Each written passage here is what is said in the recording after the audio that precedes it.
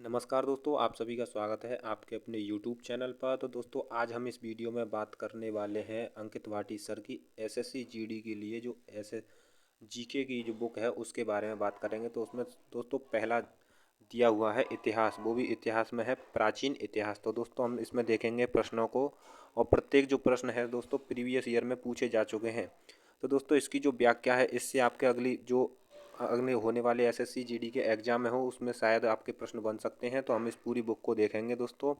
तो आइए स्टार्ट करते हैं पहले प्रश्न से। पहला प्रश्न देखेंगे, सम्राट ने मोहम्मद हुसैन अल कातिब कश्मीरी को उनकी सुंदर लिखावट के लिए जरीन कलम या फिर स्वर्ण कलम की उपाधि से सम्मानित किया था। तो वह कौन सा मुगल सम्राट था? तो दोस्तों ऑप्शन ए है Aurangzeb, option B Jahangir, option C Shah Jahan, option D Akbar. तो दोस्तों वह था ऑप्शन नंबर डी, इसका सही आंसर है अकबर। अकबर ने, आइए इसके दोस्तों इसकी व्याख्या देखेंगे। व्याख्या में देखेंगे महत्वपूर्ण चीज़ है, अकबर जो मोहम्मद हुसैन अल कातिब को उनकी सुंदर लिखावट के लिए जरीन कमल कलम की उपाधि से सम्मानित किया था। अकबर मुगल वंश के राजा थे। अकबर का जन्म 15 अक्टूबर 1542 ईस्वी में अमरकोट में हुआ था। तो दोस्तों महत्वपूर्ण बिंदु देखेंगे यहाँ पर, अकबर ने बीरबल को कवि प्रिय की उपाधि प्रदान की थी, और अब्दुल समद को सीरी कमल की कलम की, और नरहरि को महामात्र की, तानसेन को कंठाभरण की, और भगवान दास को अमीर उल उमरा की।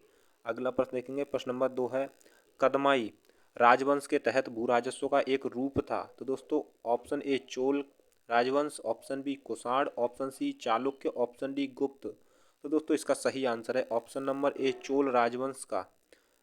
इसकी व्याख्या देखेंगे, विजयालय 850-871 सम्राट को चोल साम्राज्य का संस्थापक माना जाता है। इस राजवंश ने तमिल तथा संस्कृत को राजकीय भाषा के रूप में अंगीकृत किया था। इस महान साम्राज्य का अंतिम शासक राजेंद्र तृतीय था। कदमाई चोल वंश के तहत भू राजस्व का एक रूप था। महत्वपूर्ण बिंदु है इसका, वंश की आर्थिक व्यवस्था, ब्राह्मण को उपहार दी जाने वाली भूमि ब्रह्मदेय, किसी विद्यालय के रखरखाव की भूमि शाला भोग, गैर गैर ब्राह्मण किसान स्वामी की भूमि बल्लन नवगाई थी। अगला प्रश्न देखेंगे, प्रश्न नंबर 3 है, रजिया रजिया पहली मुस्लिम शासक भारत के किस तुर्की शासक की बेटी थी? Option A Shamsuddin Iltutmish, option B Qutubuddin Aibak, option C Muizuddin Bahram, option D Ghiyasuddin Balban. तो दोस्तों इसका सही आंसर होगा option number A, Shamsuddin Iltutmish की पुत्री थी रजिया सुल्तान। इसकी व्याख्या देखेंगे, इल्तुतमिश की पुत्री थी। रजिया मुस्लिम तथा तुर्की इतिहास की पहली महिला शासक थी। रजिया ने पर्दा प्रथा त्याग कर पुरुषों के समान करवा यानी चोगा पहनकर दरबार में हिस्सा लिया। इसके महत्वपूर्ण बिंदु हैं, रजिया की शादी अल्तुनिया से हुई थी। रजिया की हत्या 1240 ईस्वी में डाकुओं द्वारा कैथल के पास कर दी गई थी। रजिया एक कुशल प्रशासक थी जिसने पानी की व्यवस्था, कला, संस्कृति एवं संगीत को प्रोत्साहन दिया था।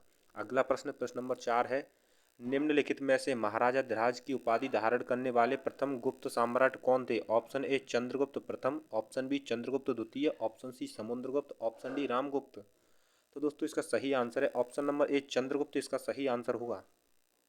इसकी व्याख्या देखेंगे, चंद्रगुप्त प्रथम गुप्त वंश के द्वितीय शासक घटोत्कच का पुत्र था। इस प्रकार चंद्रगुप्त प्रथम गुप्त वंश का तृतीय शासक था। इसका कार्यकाल 319 से 324 ईस्वी तक रहा। ज्ञात अभिलेखों से पता चलता है कि चंद्रगुप्त प्रथम ही गुप्त वंश का प्रथम स्वतंत्र शासक था जिसने महाराजा धिराज की उपाधि धारण की थी।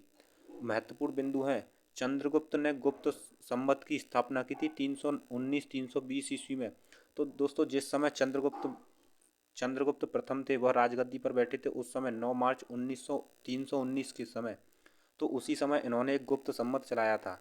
अगला देखेंगे, समुद्रगुप्त को भारत का नेपोलियन व कविराज कहा जाता है। अगला है, नालंदा विश्वविद्यालय की स्थापना कुमारगुप्त ने की थी। कालिदास और धन्वंतरी चंद्रगुप्त द्वितीय के दरबार में आसन्न थे। अगला प्रश्न देखेंगे, अगला प्रश्न है प्रश्न नंबर 5। प्रश्न नंबर 5 है, बोध गया एक महत्वपूर्ण बौद्ध तीर्थ स्थल क्यों है? ऑप्शन ए, यहाँ गौतम बुद्ध का जन्म हुआ था, ऑप्शन बी, यहाँ गौतम बुद्ध को ज्ञान प्राप्त हुआ था, या ऑप्शन सी, गौतम बुद्ध ने ज्ञान प्राप्त करने के बाद यहाँ अपना प्रथम उपदेश दिया था, या ऑप्शन डी, यहाँ गौतम बुद्ध को महापरिनिर्वाण प्राप्त हुआ था। तो दोस्तों इसका सही आंसर है ऑप्शन नंबर बी, बोध गया में महात्मा जो बुद्ध थे उनको ज्ञान प्राप्त हुआ था? Option number B. इसकी व्याख्या देखेंगे। व्याख्या है, बोध गया में गौतम बुद्ध को ज्ञान की प्राप्ति हुई। इनका जन्म 563 ईसा पूर्व इक्ष्वाकु वंशीय क्षत्रिय शाक्य कुल के राजा शुद्धोधन के घर हुआ था। इनकी मां का नाम महामाया था, जिनका निधन बुद्ध के जन्म के 7 दिन के बाद हो गया था। महत्वपूर्ण बिंदु देखेंगे। महत्वपूर्ण बिंदु में है जन्म स्थान। इनका जन्म स्थान लुम्बिनी में हुआ था और इनके पिता का नाम शुद्धोधन था। इनकी माता का नाम महामाया देवी था। इन्होंने प्रथम उपदेश अपना सारनाथ में दिया था। इनकी जो भाषा थी वह पाली थी। सर्वाधिक उपदेश इन्होंने श्रावस्ती में दिए थे। इनको महापरिनिर्वाण यानी कि मृत्यु कुशीनगर में हुई थी। अगला प्रश्न देखेंगे। प्रश्न नंबर 6 है, तंजावुर का राजराजेश्वर मंदिर निम्न में से किस देवता को समर्पित है? ऑप्शन ए भगवान कृष्ण, ऑप्शन बी भगवान शिव, ऑप्शन सी भगवान राम, ऑप्शन डी भगवान गणेश। तो दोस्तों इसका सही आंसर है ऑप्शन नंबर बी भगवान शिव। जो तंजावुर का राजराजेश्वर मंदिर है भगवान शिव को समर्पित है। इसकी व्याख्या देखेंगे। तंजावुर का राजराजेश्वर मंदिर यानी इसी को कहा जाता है बृहदेश्वर मंदिर का निर्माण राजराज प्रथम ने 1000 ईस्वी में करवाया था। यह मंदिर द्रविड़ शिल्प कला की उत्तम कृति है। यह तमिलनाडु राज्य में स्थित है। यह भगवान शिव को समर्पित है। महत्वपूर्ण बिंदु देखेंगे। विरूपाक्ष मंदिर जो कि हम्पी कर्नाटक राज्य में स्थित है, यह भगवान शिव को समर्पित है। भगवान शिव को। मीनाक्षी मंदिर जो कि मदुरई तमिलनाडु में है, शिव पार्वती के लिए समर्पित है। और अगला है पद्मनाभ स्वामी मंदिर जो कि तिरुवनंतपुरम केरल में स्थित है, भगवान विष्णु के लिए है। अगला है लिंगराज मंदिर भुवनेश्वर यानी उड़ीसा में स्थित है, यह भगवान शिव के लिए है। अगला प्रश्न देखेंगे। प्रश्न नंबर 7 है, मुगल सम्राट बाबर के बारे में निम्नलिखित में से कौन सा कथन गलत है? तो दोस्तों हमें यहाँ पर कथन गलत बताना है कौन सा है। ऑप्शन ए, जब वह सिंहासन पर बैठा तो उसकी उम्र 18 वर्ष थी। ऑप्शन बी है, उसने फरगना के राज सिंहासन पर विजय प्राप्त की थी। ऑप्शन सी, उसने 1494 ईस्वी में राज सिंहासन प्राप्त किया था। ऑप्शन डी, वह पहला मुगल सम्राट था। तो दोस्तों इसका जो ऑप्शन ए है, जब वह सिंहासन पर बैठा था तो उसकी उम्र 18 वर्ष थी, यह गलत है, यानी कि यही इसका सही उत्तर होगा। अगला प्रश्न इसमें व्याख्या देखेंगे।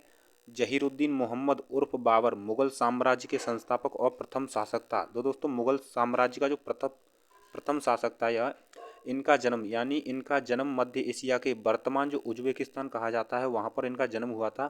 1504 ईस्वी में इन्होंने काबुल को जीतकर बादशाह की उपाधि धारण की थी। दोस्तों यहाँ से प्रश्न बन सकता है, बादशाह की उपाधि इन्होंने काबुल को जीतने के बाद धारण की थी। महत्वपूर्ण बिंदु देखेंगे। महत्वपूर्ण बिंदु है, मुबैयान नामक पद्म शैली का जन्मदाता बाबर को कहा जाता है। मुबैया नाम पद्म शैली। बाबर ने सर्वप्रथम तुगलमा युद्ध नीति का प्रयोग किया था। बाबर ने कलंदर तथा गाजी की उपाधि धारण की थी।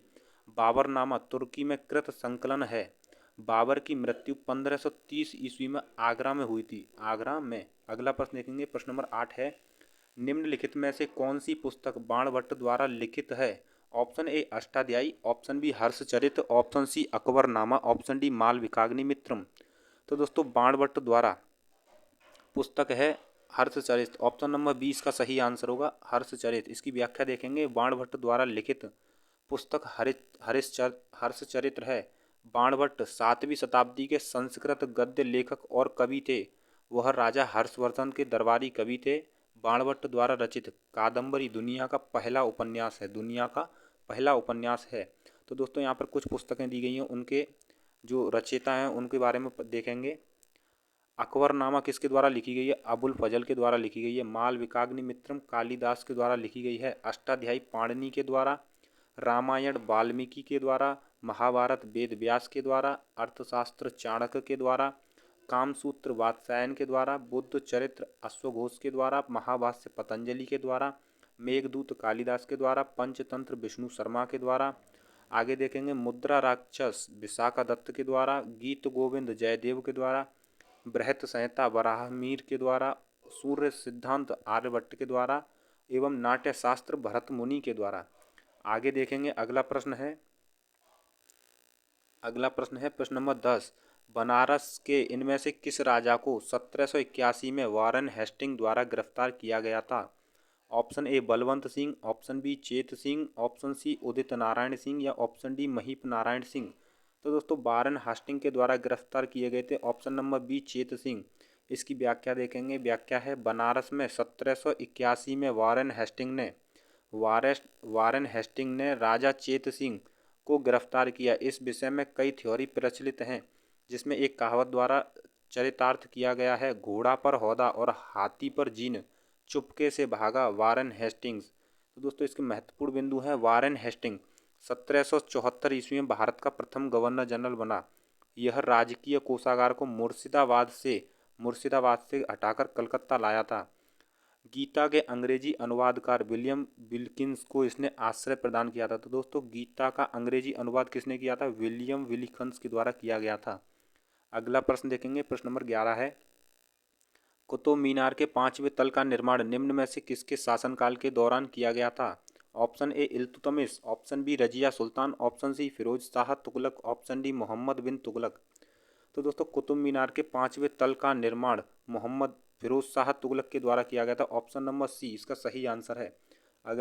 इसमें देखेंगे, व्याख्या देखेंगे। अफगानिस्तान स्थित जाम की मीनार से प्रेरित होकर 1193 ईस्वी में मोहम्मद जो कुतुबुद्दीन ऐबक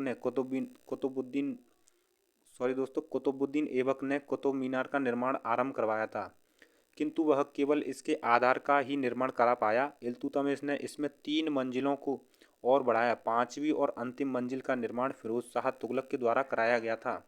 तो दोस्तों कुछ इमारतों के बारे में बताया गया है और उनके जो निर्माण जिसने करवाया उनके नाम दिए हुए हैं। तो देखेंगे, ताजमहल जो कि आगरा में स्थित है, किसके द्वारा बनवाया गया था? शाहजहाँ के द्वारा। लाल किला जो दिल्ली वाला है वह शाहजहाँ के द्वारा बनवाया गया। फतेहपुर सीकरी आगरा में स्थित है, अकबर के द्वारा इसका निर्माण कराया गया। अजंता की गुफाएं जो कि महाराष्ट्र में है, गुप्त काल में इसका निर्माण कराया गया था, अजंता की गुफाएं। आगे देखेंगे, आगे है हवा महल जो कि जयपुर में है, सवाई प्रताप सिंह के द्वारा। और कोणार्क मंदिर पुरी उड़ीसा में है, राजा नरसिंह देव प्रथम के द्वारा। अगला प्रश्न, प्रश्न नंबर 12 है, निम्नलिखित में से किसने अवध को अशांत क्षेत्र घोषित करने में महत्वपूर्ण भूमिका निभाई, जिससे इसे ब्रिटिश नियंत्रण में लाना आवश्यक हो गया था? Option A Lord Ripon, option B Lord Canning, option C Lord Dalhousie, option B Lord Wellesley. तो इसका सही आंसर है option number C Lord Dalhousie.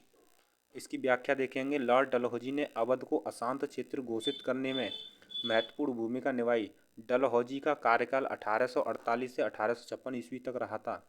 Dalhousie ने अपने शासनकाल में व्यपगत का सिद्धांत लागू किया।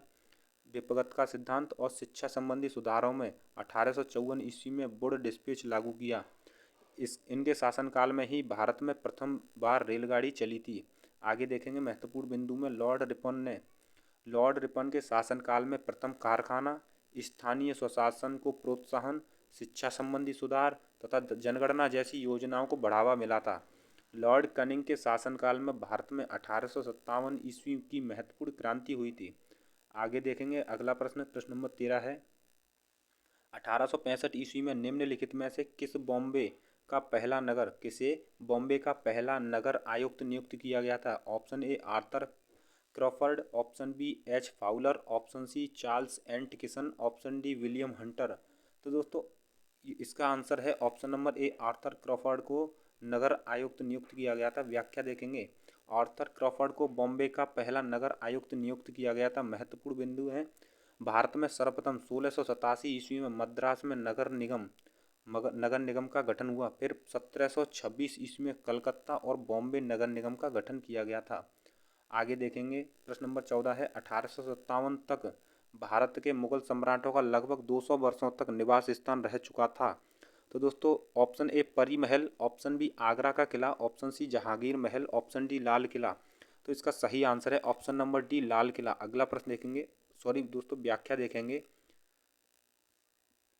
लाल किला 1857 तक मुगल सम्राटों के रहने का स्थान बन चुका था। 1857 की क्रांति से अंग्रेजों का आधिपत्य लाल किले पर स्थापित हुआ। लाल किले का निर्माण 1638 से 1648 के बीच लगभग 20 सालों में हुआ था। आगे देखेंगे, महत्वपूर्ण बिंदु, प्रथम मुगल सम्राट बाबर था, अंतिम मुगल सम्राट बहादुर शाह जफर द्वितीय था, चित्रकला का स्वर्णिम काल जहांगीर के काल को कहा जाता है, और निरक्षर मुगल शासक था अकबर। आगे देखेंगे, अगला प्रश्न है प्रश्न नंबर 15, राजा टोडरमल निम्नलिखित में से किस सम्राट किस सम्राट के शासनकाल के दौरान राजस्व मंत्री थे? Option A Humayun, option B Shah Jahan, option C Jahangir, option D Akbar. तो दोस्तों राजा टोडरमल निम्नलिखित में से किस मुगल सम्राट के शासनकाल के दौरान राजस्व मंत्री थे? इसका सही आंसर होगा ऑप्शन नंबर डी अकबर के। इसमें व्याख्या देखेंगे, राजा टोडरमल अकबर के दरबार में राजस्व मंत्री थे। यह अकबर के दरबार में नवरत्नों में से थे। टोडरमल ने बांस के डंडों से भूमि पैमाई शुरू करवाई। महत्वपूर्ण बिंदु है, अकबर के दरबार में नवरत्न, कौन कौन से नवरत्न थे? राजा बीरबल, तानसेन, अबुल फजल, फैजी, राजा मानसिंह, टोडरमल, मुल्ला दो प्याजा, फ़कीर अजूद्दीन, अब्दुल रहीम खाने खाना। ये सभी जो अकबर के दरबार में नवरत्न थे। आगे अगला प्रश्न देखेंगे, प्रश्न नंबर 16 है, मीर जाफर को वर्ष में पुनः बंगाल के नवाब के रूप में प्रतिष्ठित किया गया था। ऑप्शन ए 1746 में, ऑप्शन बी 1774 में, ऑप्शन सी 1647 में, ऑप्शन डी 1763-64 में। तो दोस्तों इसका सही आंसर है ऑप्शन नंबर डी 1763-64 में। इसकी व्याख्या देखेंगे, मीर जाफर बंगाल का नवाब था। प्रारंभ में वह सिराजुद्दौला का सेनापति था। उसका मुख्य सपना बंगाल का नवाब बनना था। वह प्लासी के युद्ध 1757 में, प्लासी का जो युद्ध हुआ था उसमें रॉबर्ट क्लाइव के साथ मिल गया था। 1763-64 में उसे बंगाल का नवाब बनाया गया था। महत्वपूर्ण बिंदु देखेंगे, कौन सा युद्ध कब हुआ? प्लासी का युद्ध 1757 ईस्वी में हुआ। पानीपत का जो तीसरा युद्ध 1761 ईस्वी में। खालसा पंथ की स्थापना 1699 ईस्वी में। अमृतसर की संधि 1809 ईस्वी में। सती प्रथा पर रोक 1829 ईस्वी में। प्रथम स्वतंत्रता संग्राम 1857 ईस्वी में। भारत सरकार अधिनियम 1935 ईस्वी में। भारत राष्ट्रीय कांग्रेस की स्थापना 1885 ईस्वी में। और बंगाल विभाजन 1905 ईस्वी में। आइए अगला प्रश्न देखेंगे, प्रश्न नंबर 17 है, निम्नलिखित में से कौन इब्राहिम लोदी को पराजित करने के बाद पहला मुगल सम्राट बना? Option A Nadir Shah, option B Shah Jahan, option C Aurangzeb, option D Babur. तो दोस्तों इसका सही आंसर है option number D, Ibrahim Lodi को पराजित करने के बाद इन्होंने मुगल साम्राज्य की स्थापना की। आगे देखेंगे इसकी व्याख्या, 1526 में बाबर और इब्राहिम लोदी के बीच पानीपत का जो प्रथम युद्ध हुआ था 1526 ईस्वी में, जिसमें बाबर विजयी रहा। इसी के साथ भारत में मुगल साम्राज्य की स्थापना हुई।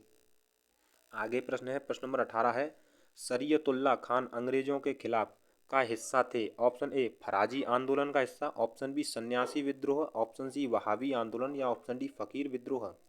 तो दोस्तों इसका सही आंसर है ऑप्शन नंबर ए फराजी आंदोलन का हिस्सा थे। इसकी व्याख्या देखेंगे, फराजी आंदोलन का मुख्य उद्देश्य इस्लाम धर्म में सुधार करना था। इसकी शुरुआत हाजी शरीयतुल्लाह के द्वारा की गई थी। इनका मुख्य उद्देश्य इस्लाम धर्म के लोगों को सामाजिक भेदभाव व शोषण से बचाना था। महत्वपूर्ण बिंदु है, सन्यासी विद्रोह किसके द्वारा शुरू किया गया था? दिरजी नारायण के द्वारा। वहाबी आंदोलन सैयद अहमद के द्वारा। और फकीर आंदोलन मजनून शाह एवं चिराग अली के द्वारा। अगला प्रश्न है, प्रश्न नंबर 19, बॉम्बे में पहली सूती कपड़ा मिल की स्थापना किस वर्ष की गई थी? ऑप्शन ए 1876 ईस्वी में, ऑप्शन बी 1867 ईस्वी में, ऑप्शन सी 1854, ऑप्शन डी 1845।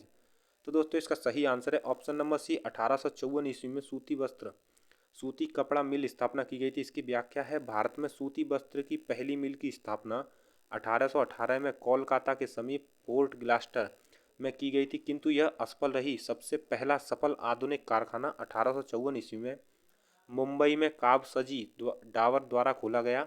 इसके बाद भारत में सूती वस्त्र उद्योग का मार्ग प्रशस्त हो गया था। आगे देखेंगे, प्रश्न नंबर 20 है, निम्नलिखित में से कौन सा समाचार पत्र राजा राम मोहन राय द्वारा शुरू किया गया था? ऑप्शन ए संवाद कौमुदी, ऑप्शन बी आनंद बाजार पत्रिका, ऑप्शन सी अमृत बाजार पत्रिका, ऑप्शन डी कर्मयोगी। तो दोस्तों इसका सही आंसर है ऑप्शन नंबर ए संवाद कौमुदी। इसकी व्याख्या देखेंगे, संवाद कौमुदी 19वीं शताब्दी के पूर्वार्ध में राजा राम मोहन राय के द्वारा कोलकाता से प्रकाशित एक बंगाली साप्ताहिक समाचार पत्र था। इसे 1821 में प्रकाशित किया गया। यह पहला समाचार पत्र था।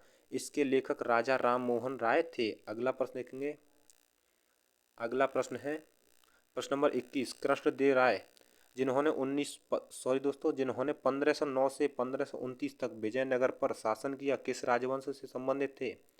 ऑप्शन ए तुलुव राजवंश, ऑप्शन बी आराविदु राजवंश, ऑप्शन सी सलुय राजवंश या ऑप्शन डी संगम राजवंश। तो दोस्तों इसका सही आंसर है ऑप्शन नंबर ए तुलुव राजवंश से संबंधित थे। इसकी व्याख्या देखेंगे। संगम वंश की स्थापना हरिहर और बुक्का नामक भाइयों ने 1336 ईस्वी में की तथा तुलुप वंश की स्थापना वीर नरसिंह ने की थी। कृष्णदेव राय का संबंध तुलुप राजवंश से था, जो बाबर के समकालीन था। अगला प्रश्न है प्रश्न नंबर 22। खिलजी और तुगलक शासकों ने सैन्य कमांडरों को क्षेत्रों का गवर्नर नियुक्त किया था। इन क्षेत्रों को किस नाम से जाना जाता था? ऑप्शन ए मुक्ति, ऑप्शन बी एकता, ऑप्शन सी इकतदार, ऑप्शन डी सामंत। तो दोस्तों इसका सही आंसर है ऑप्शन नंबर बी, एकता के नाम से जाना जाता था। इसकी व्याख्या देखेंगे। खिलजी तथा तुगलक शासकों ने सैन्य कमांडरों को क्षेत्रों का गवर्नर नियुक्त किया था। इन क्षेत्रों को एकता के नाम से जाना जाता था। महत्वपूर्ण बिंदु, खिलजी वंश के समय संबंधित विभाग दीवान ए रियासत व्यापारियों पर नियंत्रण करने के लिए था। अगला प्रश्न है प्रश्न नंबर 23। कालिदास द्वारा रचित अभिज्ञान शाकुंतलम शकुंतला और राजा की प्रेम कथा है। तो दोस्तों शकुंतला और किसकी? Option A Dhritarashtra, option B Dushasan, option C Dushyant, option D Dasharath. तो दोस्तों इसका सही आंसर है ऑप्शन नंबर सी दुष्यंत। तो दोस्तों शकुंतला और दुष्यंत की प्रेम कथा है इसमें। कालिदास, इसकी व्याख्या देखेंगे। कालिदास द्वारा रचित नाटक अभिज्ञान शाकुंतलम शकुंतला और राजा दुष्यंत की प्रेम कथा है। महत्वपूर्ण बिंदु देखेंगे। कालिदास की रचनाएं कुछ हैं।